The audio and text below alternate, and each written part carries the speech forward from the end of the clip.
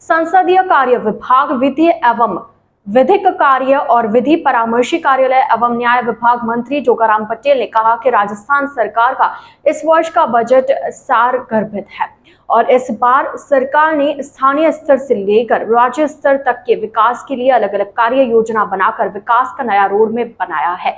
Budget कोई चुनावी जुमला नहीं है, हकीकत में इसको बदला जाएगा, जिससे कि आमजन में विश्वास पैदा होगा कि सरकार सेवा के लिए बनती है। वे आज जोधपुर प्रवास पर बजट को लेकर पत्रकारों से रूबरू हो रहे थे। उन्होंने कहा कि योजनाओं को धरातल पर लगाकर केंद्र सरकार के अमृतकाल विजन 2045 को सफल बनाने की कड़ी में राजस्थान को सुदृढ़ विकसित राज्य बनाया जाएगा। इस बार के बजट को मातृशक्ति ने पेश किया है, जिसमें बगैर टैक्स दिए राहत के साथ विकास का विजन रखा गया है।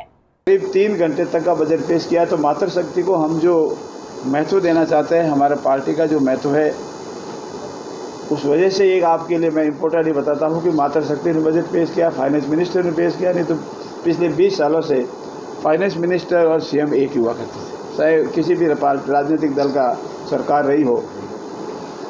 दूसरा, ये पहला मौका है जब बिना किसी तरह का कोई टैक्स लगाए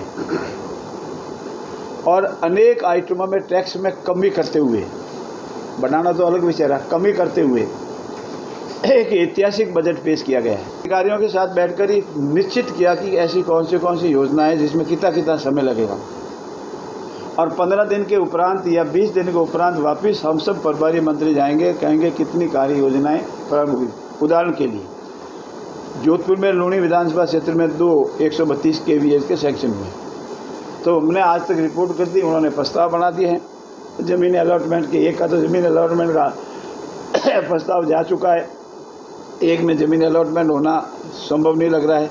तो जो हमारा एग्जिस्टिंग जीएसएस की ज़मीन है उसको बाइफर कर रहे हैं, तो हमको वो निश्चित अपने उदाहरण के लिए बताया कि कार्रवाई प्रारंभ हो चुकी है। ऐसा नहीं कि ज़मीन अलॉटमेंट की फाइल जाएगी, जैसे आपकी फाइल गई थी पड़ी थी, वैसी वो ज़मीन का अलॉटमेंट हो, विषय हो। ये मुख्य मुद्दे थे इस बजट के। जो विशेष प्रावधान कि बजट घोषणा करना संभव नहीं है और ये मात्र चुनावी स्टंट या जुमला नहीं है, हम इसको पूरा कोशिश करके धरातल पर उतारेंगे और हम ये चाहेंगे आपके सहयोग से, हमारे सभी साथियों के सहयोग से हम इन सारी योजनाओं को धरातल पर उतारें।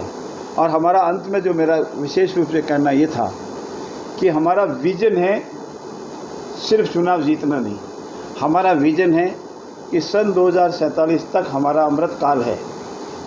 इस अमृत काल में हमारा राजस्थान किस तरह से विकसित और समृद्ध राजस्थान बने, क्योंकि आदरणीय नरेंद्र मोदी जी का सपना है कि हमारा देश, हमारा राष्ट्र, हमारा हिंदुस्तान बहुत समृद्ध और विकसित बने, अग्रणी राज्यों में, अग्रणी प्रदेशों में उसकी गिनती हो, विकसित राष्ट्रों में उसकी गिनती हो।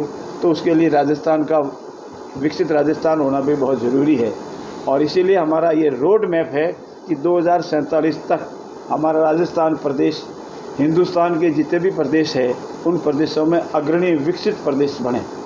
और ये लगे कि सरकारें सिर्फ राजनीतिक सत्ता प्राप्ति के लिए नहीं होती है, सरकारें बनती है जनता की सेवा के लिए। और निश्चित रूप से कार्य योजना के तहत एक रोड मैप बना करके हम ये कार्य करेंगे।